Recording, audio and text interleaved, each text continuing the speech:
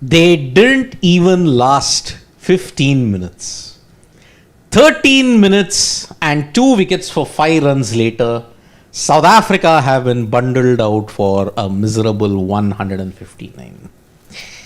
Jasprit Bumrah taking his 16th 5-wicket haul, 5 for 27, bowling Simon Harmer, uprooting the stumps and dismissing Keshav Maharaj with a Yorker.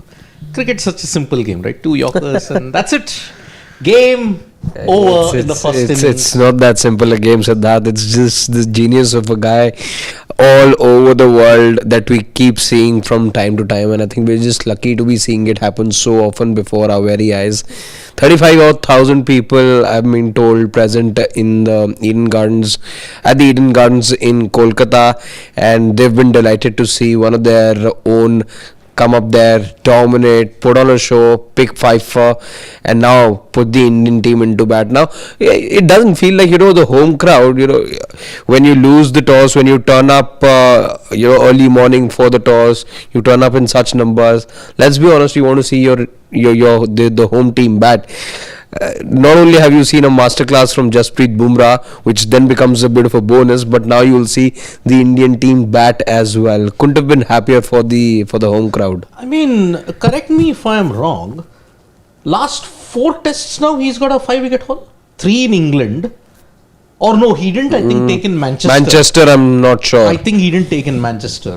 But prior to that, man, 2 5-wicket hauls that he took. I think 1 in Leeds and 1 in Lords.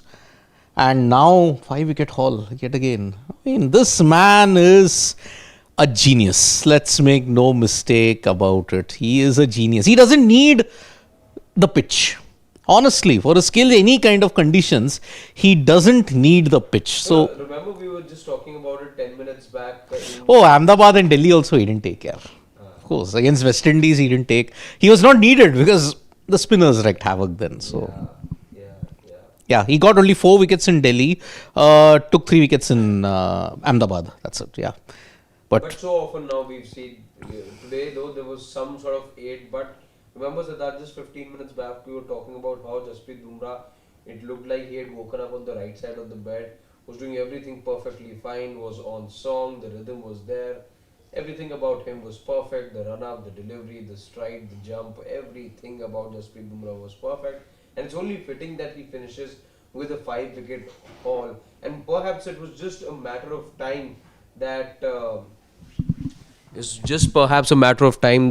he found this rhythm back again, because we saw in recent months some shades of Jasprit Bumrah being a bit susceptible. We call him Mr. Consistent, we call him an absolute genius, which he is. But he was just showing some signs of mortality, but he then just had to come up and make a statement like he has done today against the reigning world test champions. I mean, do you look at his record against the Sena nations? It is unbelievable. I mean, in South Africa, in England, in Australia, yes, he will get a chance in New Zealand in when you look at it in October. But yeah, only against New Zealand he has a terrible record. But against South Africa, England and Australia, he's an absolute beast. And that's why today was a masterclass. When you see him nail the Yorker consistently, that is when he's at the peak of his rhythm. He nailed so many Yorkers by which he greeted Viren with a Yorker, though he was able to negotiate it. By the barest of margins. He clean bowled Rickleton. He was very good against Dizorsi. All of the wickets, and once the tail is exposed, Jasprit Bumrah just loves running through the tail, and a couple of those wickets coming right towards the end as well. He's absolutely loved his time in Kolkata today. Yeah, I mean, look at it. I mean, right on cue. I think this was the delivery of the match. Yeah, the Rickleton delivery. Yeah. I think good angle, was sort of angling in and just straightens just a hint. Just the perfect ball for a left-hander. He wouldn't have encountered in the Mumbai Indians training camps. I'm damn sure about that. I mean, teammates, when you look at it, in Mumbai Indians. But this reminds me of the time, I don't know who this was, but the question was, I think, asked to Varun Chakravarti, and then it was said that no, in the KKR nets, he isn't bowling all his mystery balls at all. Yeah. He doesn't mind getting tongued around in the nets, but no way does he throw or reveal all his cards in the net session. Perhaps the same with Jasprit Bumrah as well. Exactly. So yeah, Bumrah, I mean, the wicket that he took of Rickleton, I think probably sent the shivers down the spine of all the South African batters, because they knew there was one magic ball away from getting dismissed, irrespective of the pitch. Do we know, of course, now South Africa will be ruining the fact that there is no Kagiso Rabada in the ranks in this particular test match. Do we know anything about his injury though? It is a rib injury that he has sustained, and that is why he misses out for this particular match. But if it's a rib injury, I don't know how he'll be fit for Barsapara, because the turnaround time for the test match for between the two tests isn't that big. 14 to 18th and then 22 to 26. You just have 4 days. Can a rib injury recover so quickly? I'm doubtful about that. Yeah, we've seen strains take longer for players to come out of a rib injury, but the looks of it, he's in doubt for the tests. I don't know why South Africa are not announcing anything at this point. A replacement. But again, see, some deliveries are keeping low. Yeah. And the skid that he's getting. And that Markram delivery rose. So uneven bounce, that's a killer. Honestly, on pitches where you don't know if that's on that same length, if it'll bounce or it'll stay low. What the evidence of 55 overs precisely that we have at the moment, it tells me you don't want to be batting 4 over here. Though India could be in a position that they bat 4, but given what we've seen play out this morning, I think India would also be very sure of wanting to bat once and bat long. Yeah. Because once you do that, a lead of about 120 odd runs, 130, I think also first innings lead also comes in extremely handy. Just leaving 10 odd runs, 20 runs, if the pitch is to deteriorate or is to behave the way it's behaving right now, I think anything around that India would be comfortable with. But yeah, you need some sort of a lead to give yourself a very, very good chance, because batting 4 over here, anything around 150 looks dangerous to me. I see. India will want to establish a lead of 150, 200. Yeah. And then that's it. 150, 200 if it's a lead. So you're saying India would need 359 odd. Yeah. 350 plus they will need by any stretch of the imagination to ensure they have a cushion.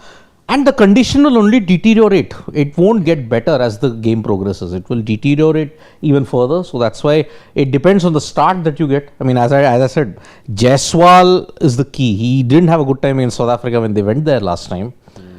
I think it's going to be a very... he was being undone by the extra bounce over there. Sarat Chandra is saying, need quick start to end the nervousness is if any. Yes. Jaiswal, if he gets going and on these conditions, he can throw the bat and get out like that. South Africa will have their plans. So let's see. See, one thing we've seen with this pitch is if the ball's pitched full, it's coming onto the bat very nicely. We saw Markram nail all those boundaries. Siraj was punished every time. He had pitched up to Rickleton as well. So there were runs on offer. Remember, South Africa hadn't lost a wicket for the first 50 odd runs that they scored. So there is something over there for the batters as well if the ball's pitched full. But you'll land the ball in the right areas and you get rewarded as well, because the odd ball is rising, the odd ball is skidding down the batter as well. Freaking awesome. Jansen playing his first test in India. Will he do any magic with extra bounce? No, I don't think so. See, South Africa anyway are low on confidence of that 159 score. Yeah. Is this pitch, because I think Jansen is far more attacking. The guy who would have made a difference actually Kagiso Rabada. He got injured at the most inopportune time, and that is, look at, it's like everybody standing around a bean pole. That's Marco, 6'8". 6'8". I think the second tallest bowler in the history of the sport after Mohammed Irfan. 7'1", Mohammed Irfan. Yep. So, Sridhar Savaikar, how good is Bumrah? Doesn't matter how many times you say it, it'll never be enough. I said... We've said it again and again. We're out of superlatives. You guys will have to help us, because the couple of languages that we know here at Sports Day, we're done using all those superlatives for Jasprit Bumrah. I can only say one thing. I was never worried, and I will not be worried. The only time I'll worry is if he gets an injury. That's the only thing. That's the only time. Form has never been my concern with Jasprit Bumrah. Never. Only when he's injured, we have been worried. So in that sense.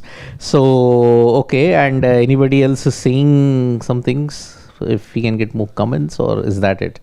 Okay, Siddharth. Few months back, when reports arose of Bumrah may leave Test cricket, I was flabbergasted. He's a generational cricketer. Should aim at least 400 Test wickets. But for that he needs a long Test career. And the Indian team, I believe, will have to sit down with him and chart out a map. I think, because for how long can you have this scenario where Jasprit Bumrah is only giving you 3 matches in a 5-match series overseas? See, if you continue to play 2-match series and all that kind of thing, no, I'm sorry. Then I think getting to 100 will take a lot of time. 100 wickets and though he will take 2-match series. Yeah. Though he will take 2-match series if they're spread across nicely, if there's a good 4-5 day gap in between, I think that gives him enough time to take up all these series. He's not playing all 5 tests in a series. You saw that in the BGT. Once bitten, twice shy. He's not playing all 5 tests. So that's why getting to 300, I think he will get to 300 test wickets, that's a given. But 400 wickets, if he stretches his career, he can, but how much can he stretch out to? That's the thing. So, Sarak Chandra, this question, once the day is over, we will be back. It needs a longer debate. Anyway, it started, so that is the thing. And freaking awesome, West Indies are playing 3 tests in New Zealand. Congratulations, freaking awesome, because New Zealand, for the first time in 40 years, will play a 4-test series in Australia also. Wow. 4-test series. You can play, but I don't know what is the scheduling going to be for 27 and 29. So let's see how that pans out. That was that